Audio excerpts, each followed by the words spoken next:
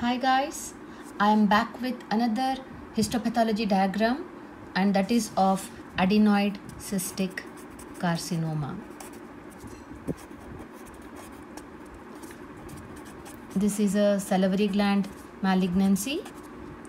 Before we understand and go about drawing the histopathology diagram, let's learn about the concept of adenoid cystic carcinoma. This is one of the most common malignant tumor of the salivary gland. It affects both minor and major glands of the oral cavity and the nasopharyngeal area. Microscopically, we need to understand the histogenesis first. So the microscopy becomes very simple that way. So what do we see? We see dual population of cells giving rise to this neoplasm. So basically it is a biphasic neoplasm, you can say. Okay, what are the two types of cells that give rise to this neoplasm? One is the luminal or the ductal cells, ductal epithelial cells, and the other one is the myoepithelial, or also called as abluminal cells, or the basaloid cells. Okay, now these two cells are responsible for all the architectural patterns that we see in adenoid cystic carcinoma. The luminal ductal cells are responsible for the formation of glandular patterns, or the squamoid or the squamous pattern, or the sebaceous differentiation, cells with sebaceous differentiation. Next, the myoepithelial cells are responsible for formation of small cells with scant cytoplasm and dark angulated nuclei, dark blue angulated nuclei. Cells with dark blue angulated nucleus and scant cytoplasm. The majority of the tumor mass is composed of these cells with some component of glandular cystic spaces. Now, all these cells types with varied population of proliferation, they form patterns such as tubular, cribriform, or before that trabecular or cribriform, or eventually solid masses, solid tumor masses. So basically these are the patterns, architectural patterns that we see: tubular, cribriform and solid patterns. Now in tubular pattern, what do we see? We see simple tubules with inner ductal cells and outer myoepithelial cells. So basically we see a ductal cell, a ductal tubule with myoepithelial cells around them. The dark nuclei that I described, the cells with dark angulated nuclei, those cells will be surrounding these ductal structures. So the majority of the tumor mass will be composed of these tubules if there is a tubular pattern of adenoid cystic carcinoma. Then trabecular or cribriform type, what we see? We see predominantly in cribriform type, we will be seeing myoepithelial cells. Most of the cells population is made up of myoepithelial cells with myxoid or hyalinized globules.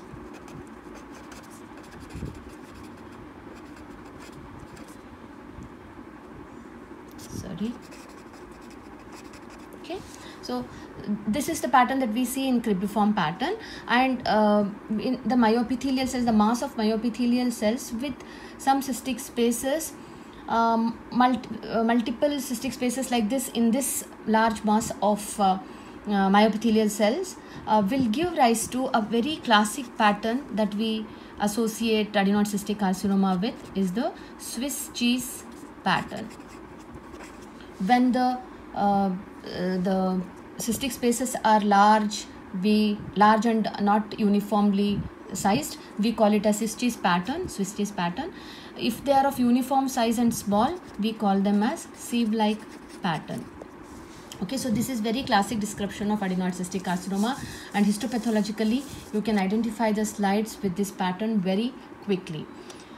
And in this cribriform pattern, the lumen are of two types. Okay, the lumen are of two types. One is really true lumen, which are lined by the ductal epithelial cells. The other one are the pseudo lumen, which are actually lined by only the myoepithelial cells. There won't be any ductal lining to it. Okay, so these are the two types of lumen, and these pseudolumens are mostly lined by the basement membrane material and surrounded by the myoepithelial or the basaloid cells. Now, the last type that we have is the solid variant. The solid variant is mostly made up of solid nests and sheets of basaloid cells. So, we describe it as nests or sheets of basaloid cells. And as it is, when a tumor mass is composed of more of these solid areas, we call it as high grade tumor. Okay, so basically the entire adenoid cystic carcinoma will have components of trabecular, tubular, cribriform or solid patterns. There will all these patterns will be distributed in varied proportion. Based on what proportion is more, that kind of grade we'll give it to adenoid cystic carcinoma. Rarely, along with these patterns, rarely we may be seeing sometimes keratinization, and we may see squamous metaplasia, and these myoepithelial cells sometimes will show clear cell differentiation, clear cell changes, and those kind of tumors are thought to be more aggressive. And whenever we have more of clear cell changes in adenoid cystic carcinoma, this gives a resemblance to epimyoepithelial carcinoma. Along with this, some high-grade tumors may show Komedo-type necrosis and increased mitosis, especially solid variant will show necrosis, increased number of mitotic figures, increased nuclear atypia, etc. And very classic feature of all these malignancies, especially ADCC and polymorphous low-grade adenocarcinoma, all these will show perineural and perivascular invasion very commonly. So histopathologically also we should look for perineural perivascular invasion. Somewhere they will be there, and that will be very diagnostic of these malignancies. So let's start drawing the histopathology diagram of adenoid cystic carcinoma in a stepwise pattern. Okay, to draw we have both eosin and hematoxylin pencils ready, and mug or a cup or whatever you have that you can get a circle with, so that you can use and draw a neat circle on one side of the paper, so that the rest or half of the paper you can use for labeling. Okay, so this is we will start with adenoid cystic carcinoma diagram. Since we have understood the histopathological components, we will just draw the outlines first. So we have these large masses of myoepithelial cells, dark angulated nuclear myoepithelial cells, arranged in cylindrical patterns, or you can say for beginning cribriform pattern. So we will just draw varied shaped, whatever you can draw to give a proper shape to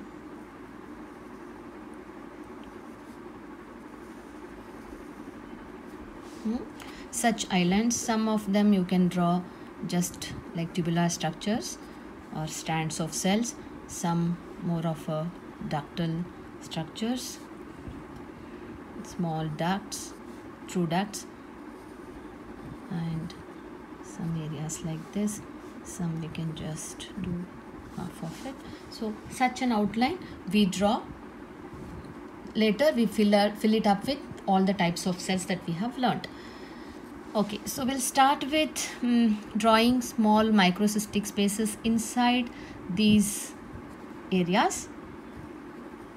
Okay, these are the small microcystic spaces, some of them large, some small. Okay, like this. More, how much of a realistic you can do, you change your diagrams to that. Okay, so just a few masses like this, and few of them we will not draw any microcystic spaces to show the solid masses of or solid patterns. So now we start with drawing the small cells, the myoepithelial cells around these luminal structures. So we'll start with small oval cells like this.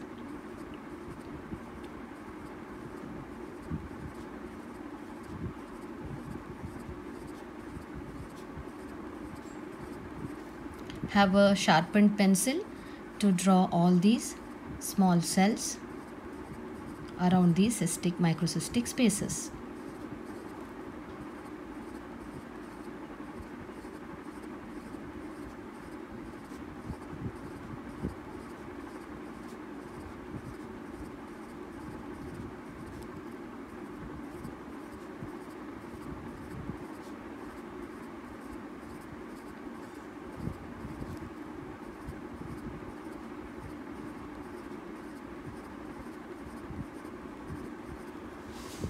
Similarly, you fill all the cylinders with such cells.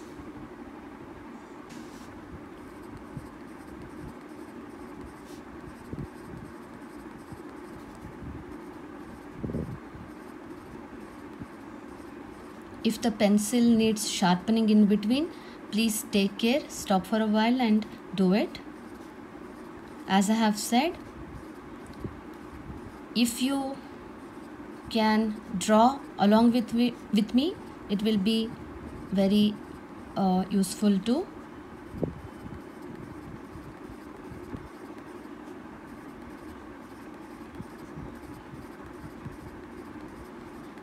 That way every day you will be finishing one histopathology diagram. The same you can draw in the exams and in the records. So we finished another cylinder. There is another cylinder, small mass of small island or a nest. We fill up this nest with cells. We can make one cystic space here.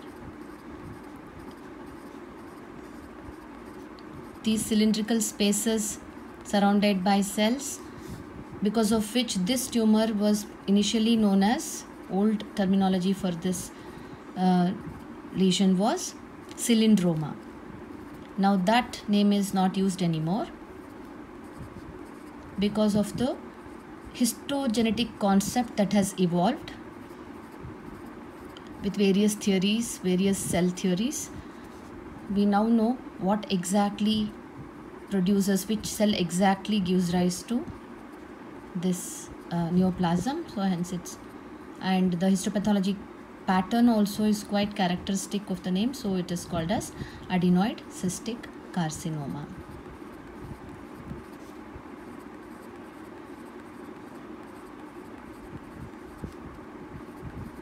So we have kept two masses without any microcystic spaces, just solid masses, and here we have another island with neoplastic cells, and we'll just do this area with small ductal true duct, a true lumen with epithelial cells are surrounded by myoepithelial cells, and we have made another true duct here. Rest everything will be just strands, tubular masses.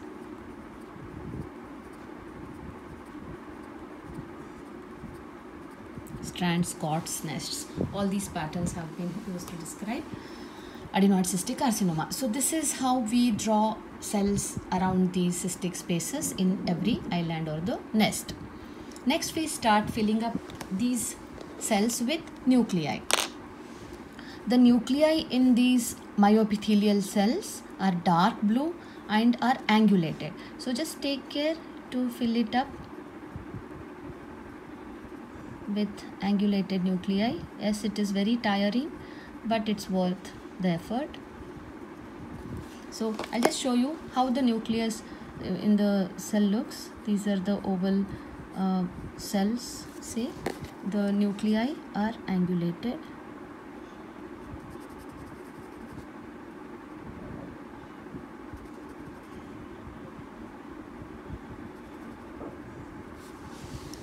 Okay, so such, because these cells are very small, those features, that angulated feature may not be very clearly visible. That's why I showed you an enlarged cell with the nuclei.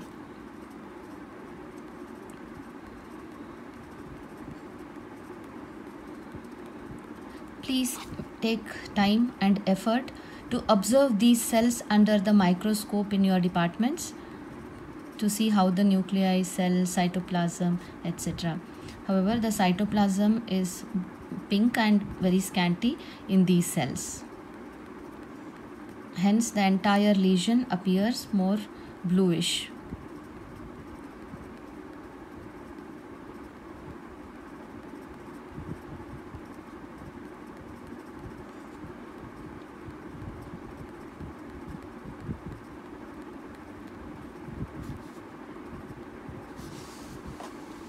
Similarly, we fill nucleus in all other cells as well.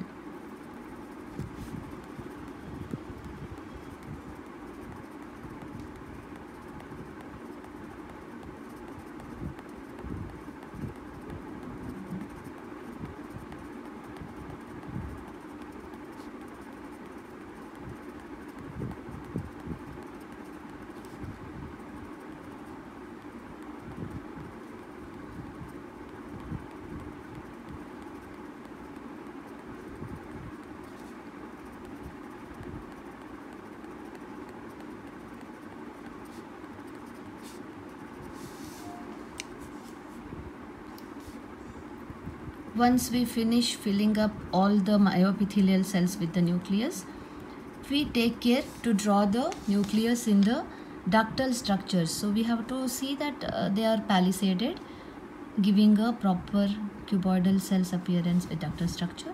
Similarly here, there is another duct, two duct. So this is how we fill the entire mass, all the nests with the nuclei. And now we take care to draw few other important structures that make up the adenoid cystic carcinoma. The one is the hyalinized stroma. So the stroma is quite hyalinized.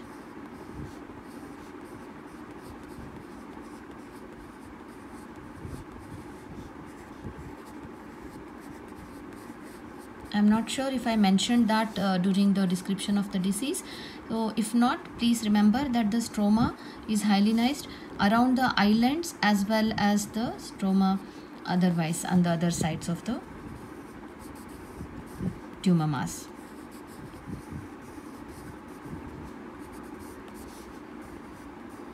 So first you draw the hyalinization all around the neoplastic islands.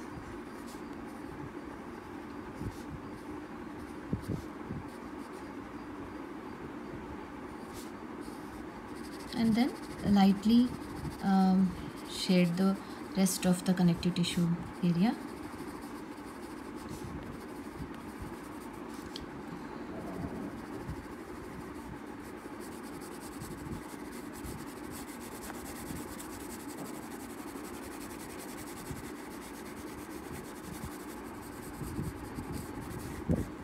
See, these malignant neoplasms will not be well circumscribed or may not be encapsulated. So we don't have to draw a encapsulation that we drew in the pleomorphic adenoma diagram. So I will make few connective tissue fibers and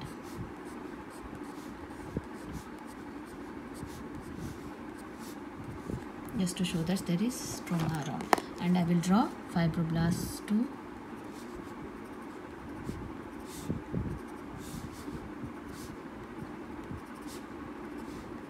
Associated with the fibers. Next, The other important feature is the nerve bundle. We will draw a nerve bundle like this to show the perineural invasion. Okay, and kind of a nuclei here.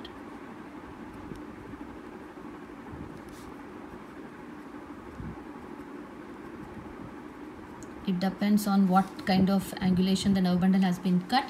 If it is a longitudinal section, you will be seeing a wavy pattern of the nuclei. Okay, so we have made the nerve bundle, and we will draw invasion of these cells around the nerve bundle. Okay.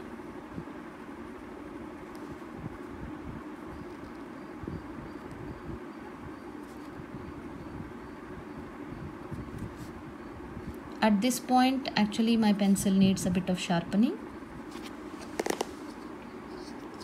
Otherwise the lines will start coming very thick. Okay, and I'll draw the cells that I drew in the islands, the epithelial, myoepithelial cells.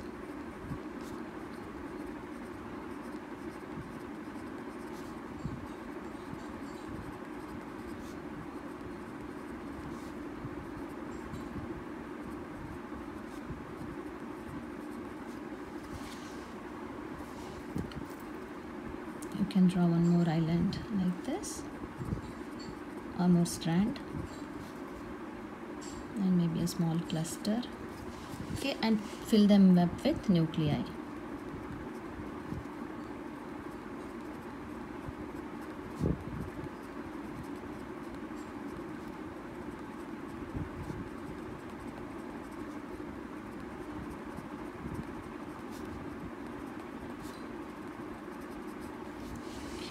So this is the perineural invasion by the neoplastic cells. So this finishes the diagram of adenoid cystic carcinoma. All the microcystic spaces, the connective tissue hyalinized stroma, the true ducts, the pseudolumen, and yes, the another important thing is the lumen may be filled with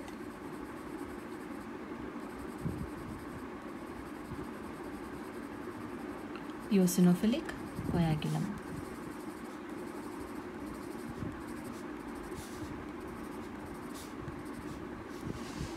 Okay. Now we'll start labeling the diagram. This is the diagram of adenoid cystic carcinoma.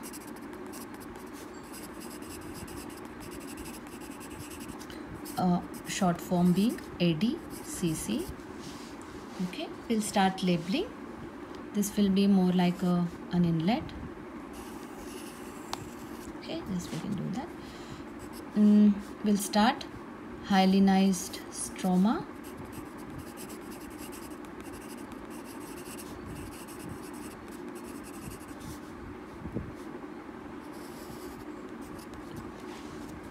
Cribriform arrangement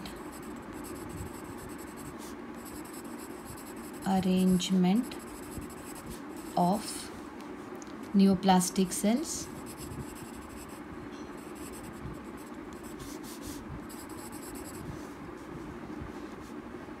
with microcystic spaces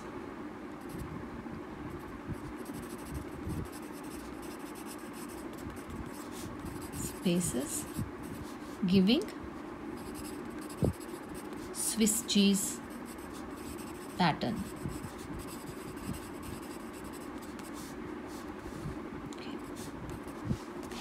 Next we label the pseudocysts or the microcystic spaces. Your diagram should be self-explanatory. Even if you don't have time to write about the disease, the diagram itself will tell that you have understood the concept and you know everything about adenoid cystic carcinoma or any other disease. Next is the true lumen, true duct, ductal structure. Then we label the eosinophilic microcystic spaces filled with eosinophilic coagulum.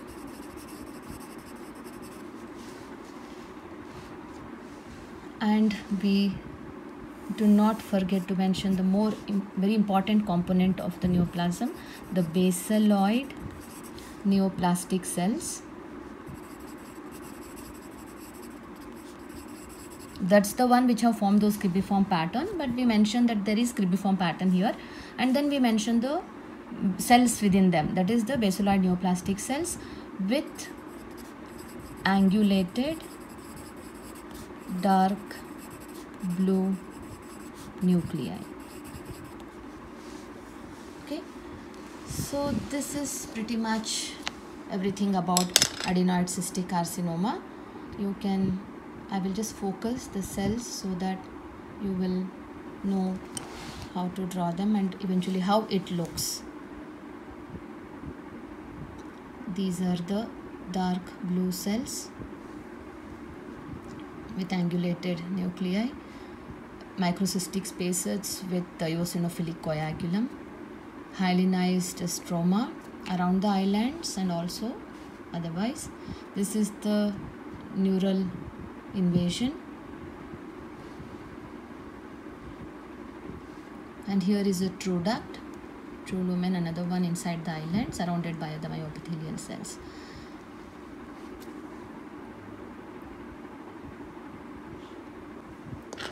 After labeling every other structure, we should not forget to label the perineural invasion,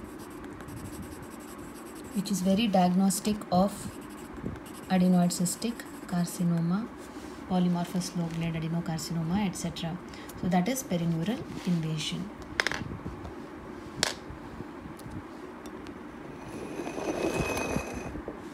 So this is the diagram of adenoid cystic carcinoma.